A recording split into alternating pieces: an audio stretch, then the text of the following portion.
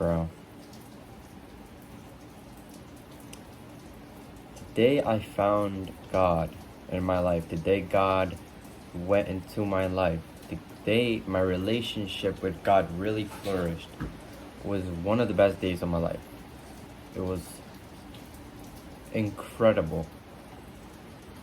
And I don't even know how to explain this and how to tell this story because it's so vivid to me, but it's so it could seem so mundane to other people.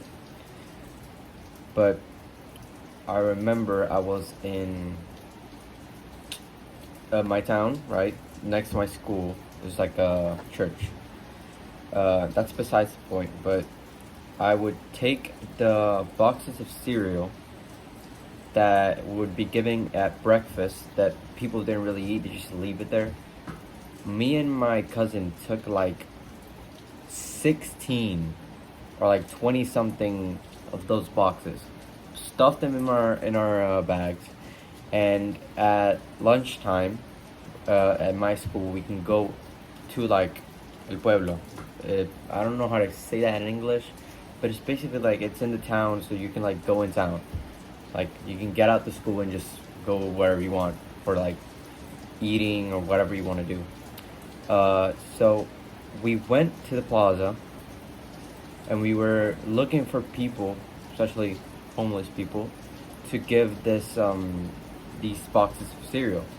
We gave some out.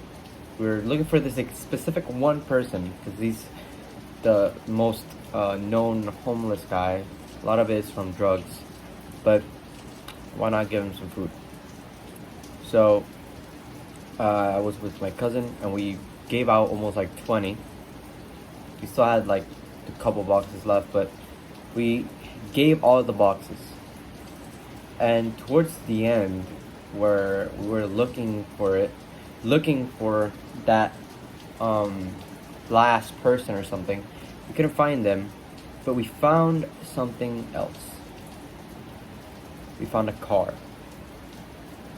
Not any car, a Rolls-Royce Cullinan. Now, what does that have to do with you finding God and oh my God, look at this miracle?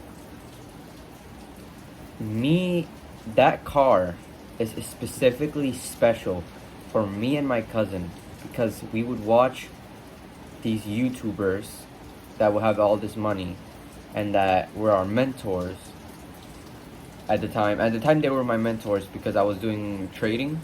Now I've kind of shifted to other mentors, but at that time, it was the car that every single one of our mentors had, and that was the car that it was like, for us, it symbolized wealth. It symbolized like success.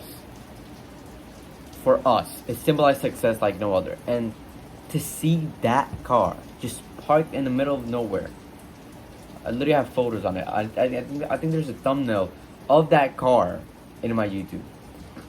We just found it and we were like so like, oh my God, is it calling like, because after reflecting on it and reflecting on that day, we both came to the conclusion that that was God showing us what we can get if we stay on this path, what awaits for us if we stay on this path. There's a 1% chance that car is there. Just out of nowhere, a $300,000 car is just in the middle of my town in some random part of Puerto Rico. It was so random where the car was parked that it was so surreal. Like it was just next to like a store where they sold like everything. They literally sold like everything, like pans, freaking candy, freaking silverware. Like it's just some random ass store, and then there's a Cullinan outside. We're like, like we've seen like a couple G-Wagons here and there that live in the area because it's close to the beach, so people just like rich people go and buy the areas in the beach, but not that many. Like we'd see a couple G-Wagons But bro, once we saw that clan, it was like, that's God. And throughout this journey, from that start, that's why I really started getting into God, getting into the Bible, religion, all of this.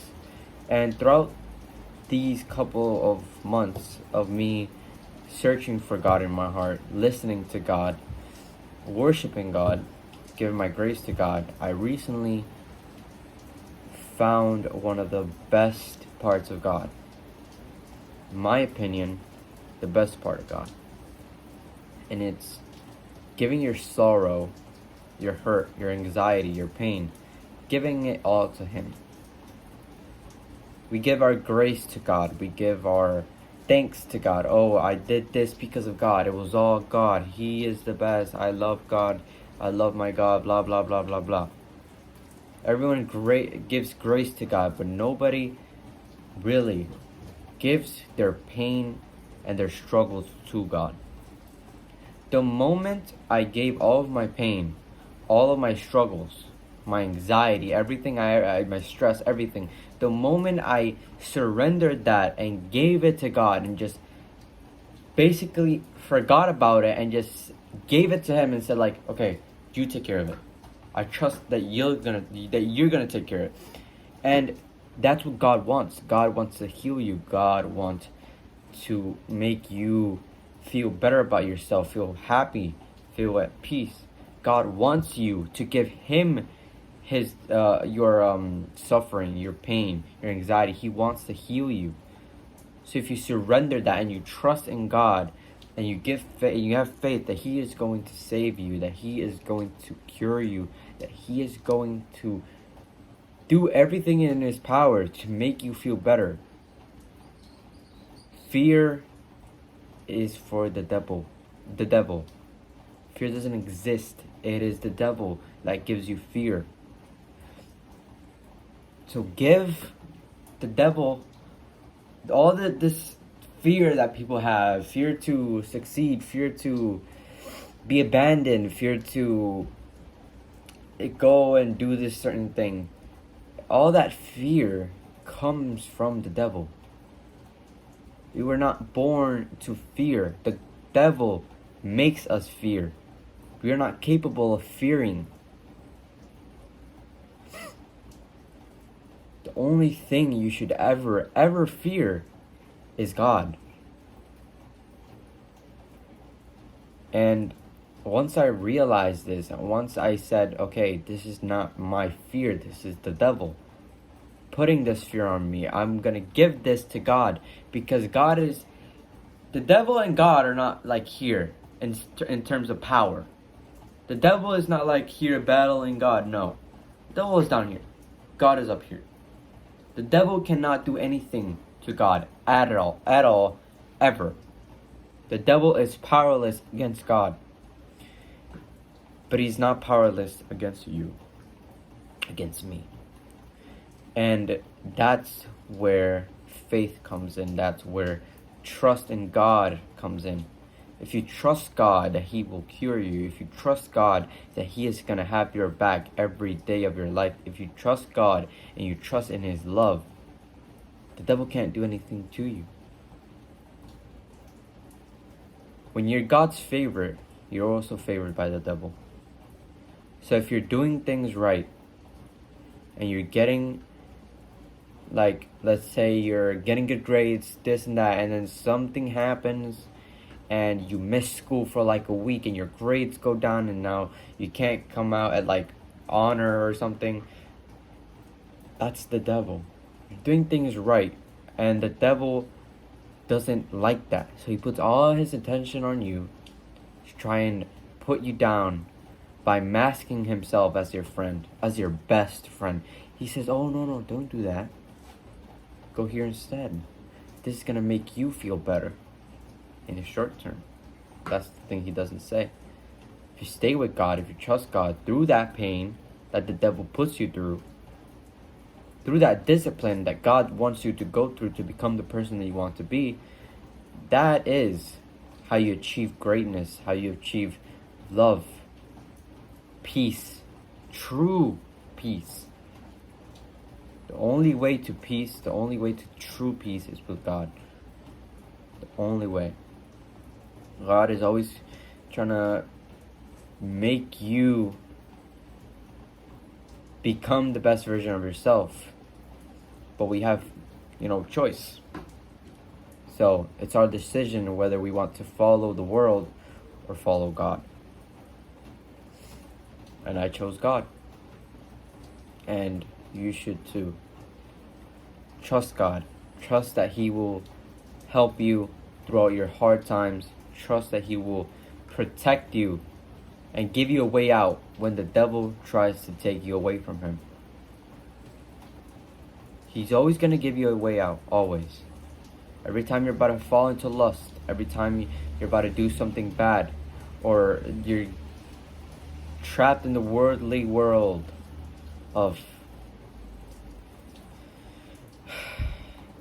the struggles and the pain and all of that, God is always going to give you a way out, as long as you trust in Him.